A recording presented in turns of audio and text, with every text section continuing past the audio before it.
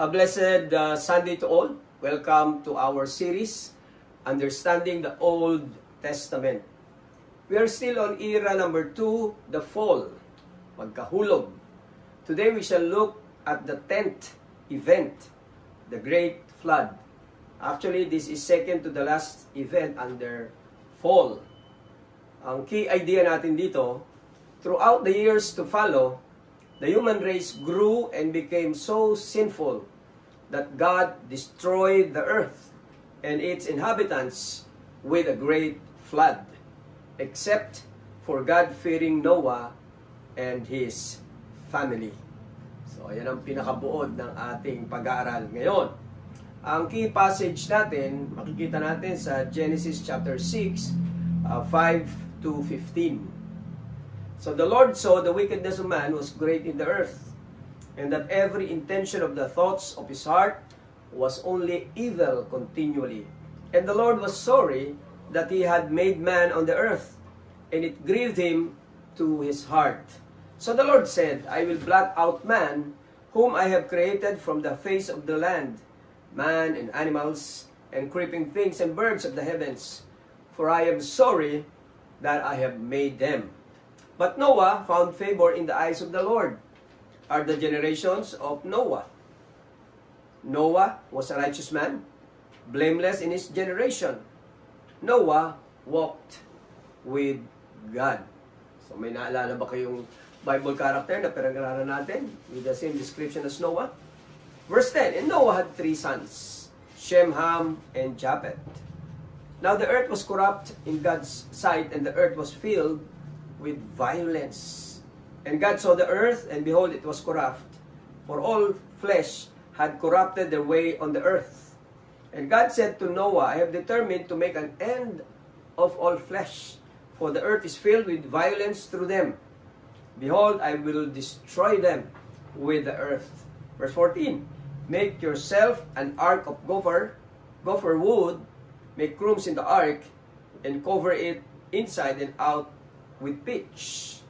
This is how you are to make it. The length of the ark would be 300 cubits, its breadth or breadth 50 cubits, and its height 30 cubits. So again, we will have 5 observations based on our passage. 5 short observations. So number 1, or letter A, mankind's sin. No, yung pagkakasala ng sangkatauhan. According to verse 5, the Lord saw that the wickedness of man was great in the earth, and that every intention of the thoughts of his heart was only evil continually. Mabigat po, no? Description ng kasalanan ng sanglibutan. Ang original sin na committed by Adam and Eve, na kinain nila yung pinagbabawal na bungang kahoy, ay parang hindi heinous, no? Parang hindi siya heinous crime. But later makikita natin ang seriousness ng kasalanan ito. No? Ang unang lalaking ipinanganak, pinatay ang kanyang sariling kapatid. And he was defiant about it, no? So parang siya pang galit na siya ay sinita ng Panginoon. The murderer's prominent descendant named Lamech killed a youth for hitting him, and he bragged about it. Sa Genesis chapter 4, 23 to 24, makikita natin yan. And then a few chapters later, dito sa ating talatang binasa, makikita natin that sin has infected all humanity deeply. So hindi lang si Cain at si Lamech, no? Ang buong sanlibutan, sabi nga, no, ay naapektuhan na ng kasalanan. At hindi lang basta kasalanan, malalim na kasalanan. Ayun ang sinabi sa chapter 6, verse 5. Sabi dyan, the Lord saw the wickedness of man was great on the earth, and that every intention of the thoughts of his heart was only evil continually. So, walang gustong gawin, isipin, at ginagawa ang mga tao noon, kundi kasamaan.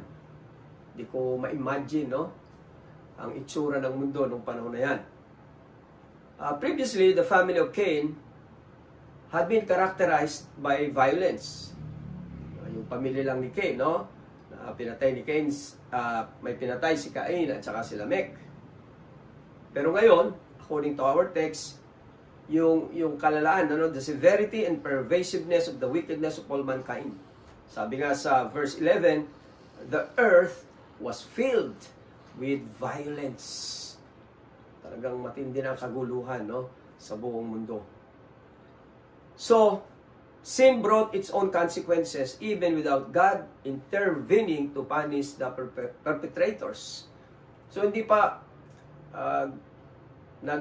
nagbigay ang Diyos ng parusa, mismong yung bunga ng kasalanan ay pinaparusaan ng tao. Imagine, no? Yung kaguluhan ng mundo ng bawat isa ay epektado, no? So, sila mismo ang nakakaranas ng epekto ng kasalanan, no? So, ang Diyos na nagparusa kay Adam, Eve, and Cain would now punish the entire world for sin, even killing all of them. No, sabi ng Panginoon, I will blot out man from the face of the land, man and animals. Yan ang sabi naman sa verse 7. Pero kagaya nung nangyari kay Adam and Eve, no, doon sa paghatol ng Diyos sa kanilang kasalanan, ay makikita natin nandoon pa rin ang biyaya ng Diyos, no? Mayroong isang lalaki whom he found to be righteous would be spared, no? And on his account, and so the race would continue. His wife, their 3 sons and their wives will survive. So, doon naman, no, makikita natin yung contrast.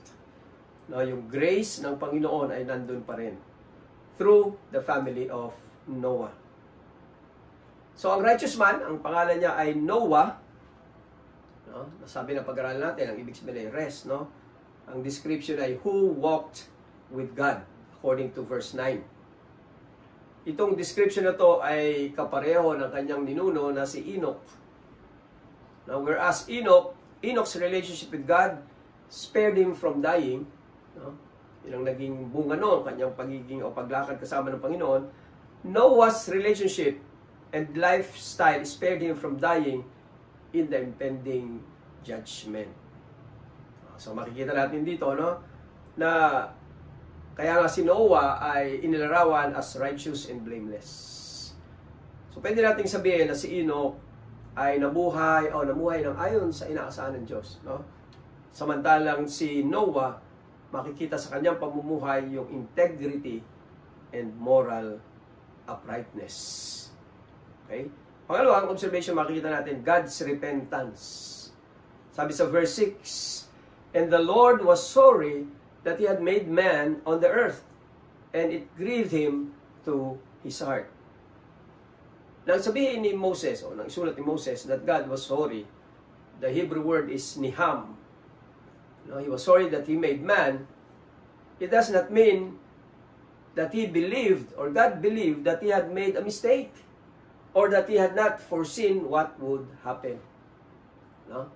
So, hindi niya ibig sabihin, nagkamali siya sa kanyang ginawa, o hindi niya alam kung ano ang mangyayari. Because our God is all-knowing. Mapapansin natin sa talata, no? Hindi naman sinabi doon ng Diyos na nagkamali ako.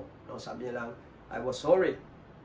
At makikita natin ang atensyon niya, actually, hindi nakatuon doon sa ginawang pagkakamali o kasamaang nakikita niya, kundi doon sa isang tao matuwid. Ka-focus siya kay Noah.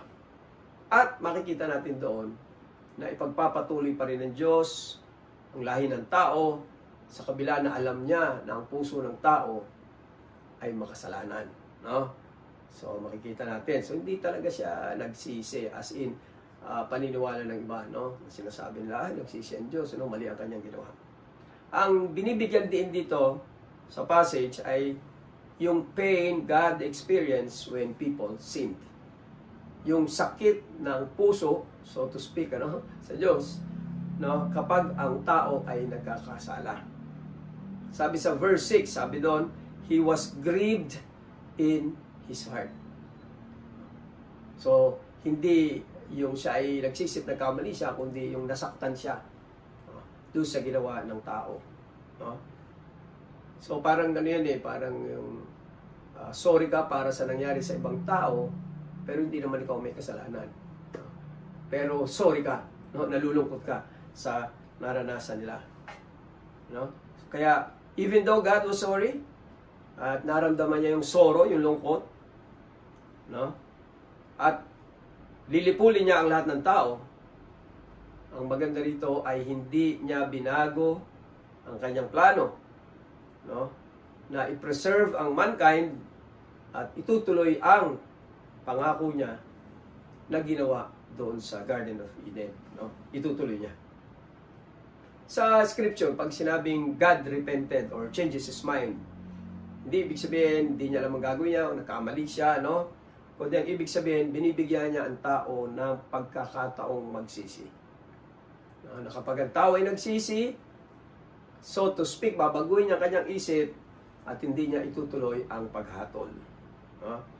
Marami tayong halimbawa niyan sa Old Testament. Ang halimbawa niyan, yung city of Nineveh, na dahil sa kanilang pagsisisi ay hindi tinuloy ng Panginoon ang judgment sa kanila.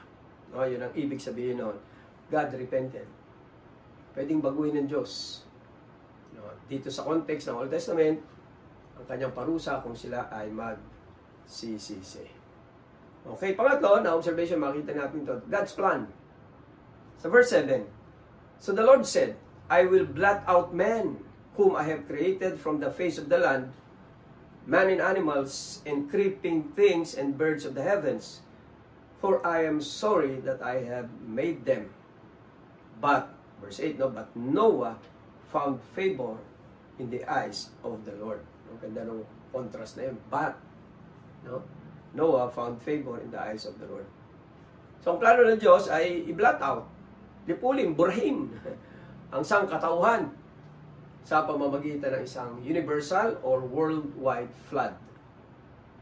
Pero kasama rin, ang isa pa niya palang plano ay iligtas ang walong tao, no? Sa pamamagitan ng paggawa ng isang ark, no?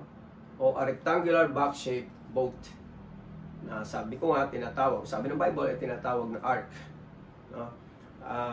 Ang sukat ng ark ay 450 feet long. No? Imagine natin, no?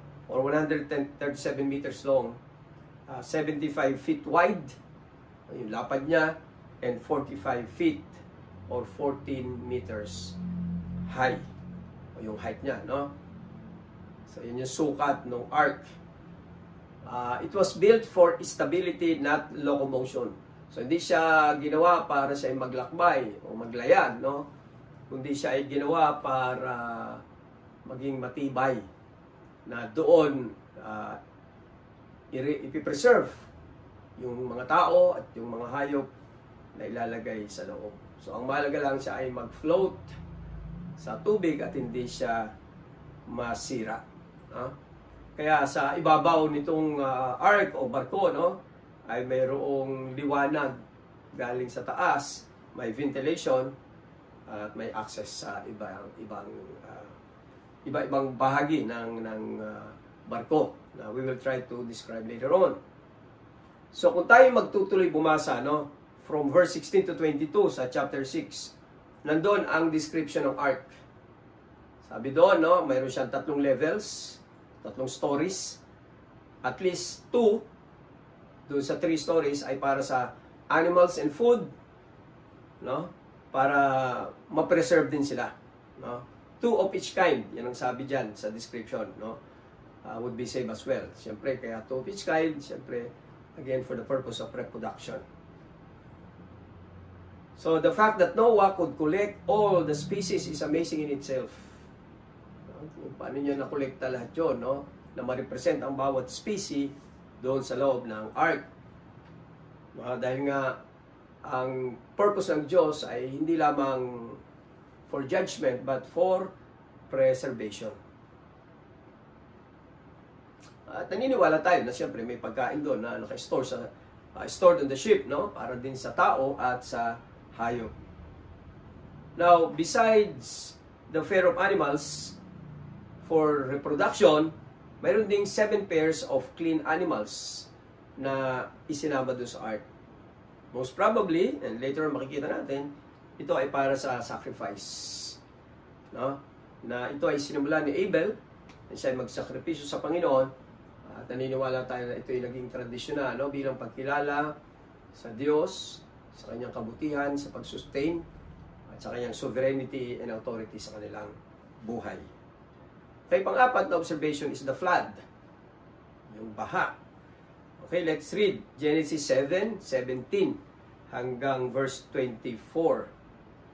The flood continued 40 days on the earth. The waters increased and bore up the ark, and it rose high above the earth. The waters prevailed and increased greatly on the earth, and the ark floated on the face of the waters. So, lumutang na siya. And the waters prevailed so mightily on the earth that all the high mountains under the whole heaven were covered. So, hindi na nakita yung matataas na lugar, na bundok, no? Na takluban sila ng tubig. The waters prevailed above the mountains, covering them 15 cubits deep. And all flesh died that moved on the earth, birds, livestock, beasts, all swarming creatures that swarm on the earth, and all mankind.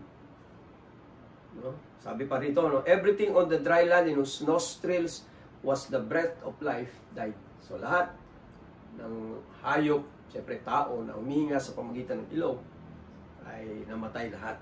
No? He blotted out every living thing that was on the face of the ground, man and animals and creeping things and birds of the heavens. They were blotted out from the earth. Only Noah was left, and those who were with him in the ark, and the waters prevailed on the earth 150 days. So, kagaya ng iniutos ng Panginoon, no? The animals in the family entered the ark. So, lahat ng dapat nasa loob ng ark o ng boat ay nandoon. Then after that, God Himself shut the door behind them. Sinara na yung pintuan. No? At kung babasahin natin ang buong kwento nito, no? Anong nakita na ng mga tao, nagsisimula ng umulan at tumataas ng tubig, no? Ay siyempre gusto nila pumasok sa ark, no? Pero pag sinara na ng Diyos, walang sinong pwedeng magbukas, no? Doon. So afterwards, the rain came in enormous volume for 40 days and nights. Tuloy-tuloy, walang patid, malakas na ulan. No? This was a universal flood. Ibig sabihin, buong mundo, no, ay natakluban ng tubig. So imagine, no, kagaya ng mga nagiging bagyo sa atin, undoy, no, mga 3 days lang, halos Metro Manila, no, bahana, no. Ito 40 days and nights. Moses said that the flood continued 40 days, sabi sa 7 verse 17. Pero hindi ibig sabihin na nung matapos na yung ulan ay natapos na rin yung baha. Hindi, tuloy-tuloy pa rin yun, no? Sabi doon sa next sentence, the water was rising during these days, of course, because of the continued rain. So tuloy-tuloy pagtaas ng tubig. And it required 150 days after the rain began, no? 150 days mula nung umulan, or 110 days after it stopped. Say 40 days, so 110 nung tumigil siya, no? So for the waters to recede to the degree that the ark settled on high land. So ibig sabihin, 150 days nung umulan, nakita na yung barko na tumigil na sa ibabaw ng lupa, no, or bundok. So anong naging result ng flood? Verse 21, and all flesh died that moved on the earth, birds, livestock, beasts, all swarming creatures that swarm on the earth, and all mankind. Everything on dry land in whose nostrils was the breath of life died. He blotted out every living thing that was on the face of the ground, and animals and creeping things and birds of the heavens. They were blotted out from the earth.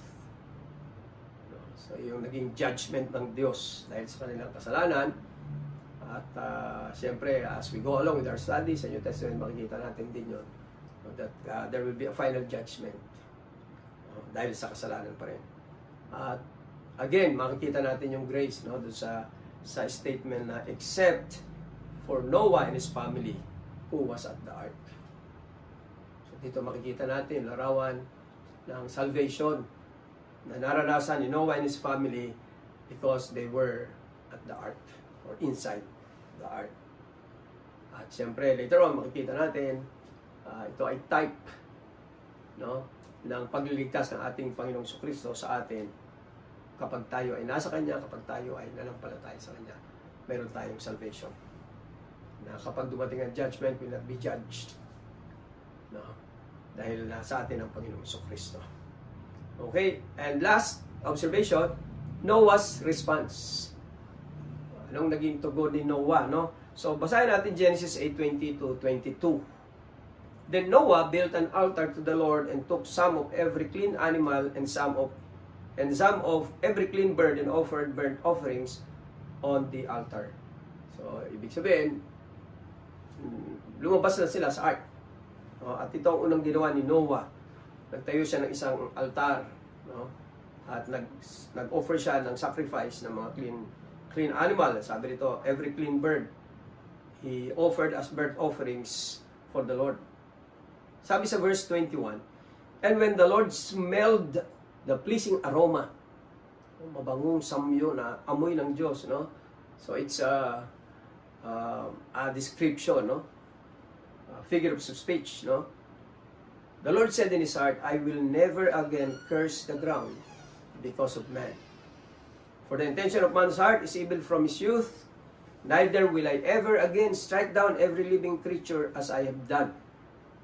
While the earth remains, seed time and harvest, cold and heat, summer and winter, day and night, shall not cease. So dito, dineclare ng Diyos, no, yung iba-ibang mga seasons na hanggang ngayon ay nararanasan natin. No? So when Noah left the ark, he made a whole burnt offering to the Lord of some of the clean animals. Itong offering na to ay kakaiba doon sa offering na ginawa ni Abel. No? Sa Hebrew, ang offering na ito ay, ang term ay olah. No? It's a symbol of complete commitment to God. Sabi nga, bagamat related, pero hindi kagaya ng ibinigay ni Abel na tinawag naman siyang minha or minka, no? Na inoffer ni Abel saka ni Cain. No? Sa Genesis 8 verse 21, sabi dito, and when the Lord smelled the pleasing aroma, the Lord said in his heart, I will never again curse the ground because of man, for the intention of man's heart is evil from his youth. Neither will I ever again strike down every living creature as I have done. So may mga nagsabi, no, na yung pleasant fragrances affect God's emotions. No? It is more likely that God was responding to the nature of the offering. Tumutugon ang Panginoon sa paghahandog na ginawa ni Noah. No? Kagaya nung kung paano tinanggap ng Panginoon ang offering ni Abel. No?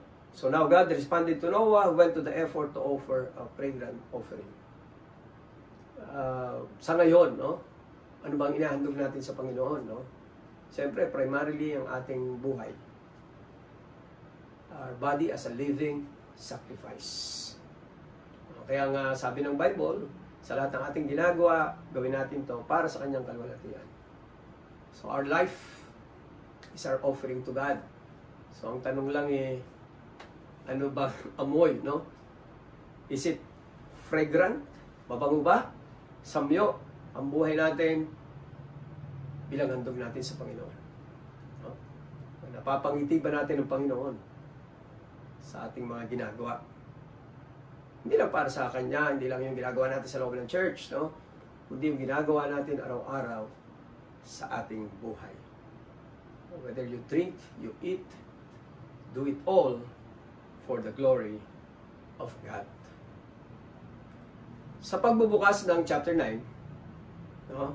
Kung saan ang family ay lumabas na galing sa ark, no? And God continues to share His intention in what is called as Noahic, no, covenant. So first time binanggit ng Diyos yung covenant o pakikipagtipan. No? Makikita natin, no? Maraming mga covenants sa Old Testament. At madadaanan din natin ang mga yan sa ating pag-aaral. No? Binigyan ng Diyos ang tao para pigilan ang violence. Kasi nga, kaya sila, they were blotted out because of violence. Sabi nga, it's all over the earth. So, anong makikita natin dyan as we read chapter 9, no? So, nagkaroon ng batas na i-execute ang mga murderers. So, ang sino magpapatay ng kapwa-tao ay papatayin din, no?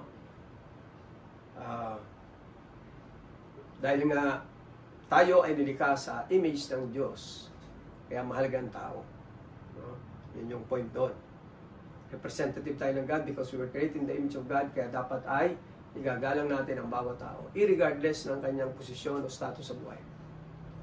Yun ang nagbigay sa atin ng integrity as a person, no? The fact that, or the truth that we were created in the image of God. Dahil nga violence ang major reason that brought on the flood, human curbing of violence, o ipagpigil sa violence, no, ay maaaring pumigil din sa mga susunod pa na ibang paghatol ng Diyos o another judgment. At sa pagbabasa natin, makikita rin natin dito, no, na nung nagsimula ang creation, ang pwede nilang kainin ay mga halaman, no, mga edible plants. Pero ngayon, no, they were permitted to eat meat. So, naging menu na nila ngayon, pwede na silang kumain ng karne. No, so, mga hayop ay nagkaroon na ng takot sa kanila. Kaya lang, God prohibited eating blood. No? Makikita natin yan, out of respect for life. At He made the rainbow, no, as a symbol of His promise, covenant with Noah, that the flood will no more destroy humanity. No? So, hindi na uulitin ng Diyos ang ganong judgment.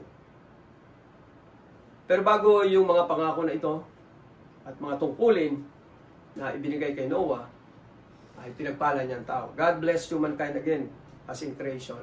Sinabi niya kay Noah, be fruitful and multiply and fill the earth. Genesis 9:1. So yung utos na unang ibinigay kay Adam and Eve, ngayon ito rin yung utos na ibinigay niya kay Noah and his family. So with the flood behind them, so natapos na, bumaha na, sila na lang doon, 8 silang tao.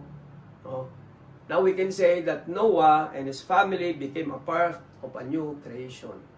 Bagong panimula, no? A recreation.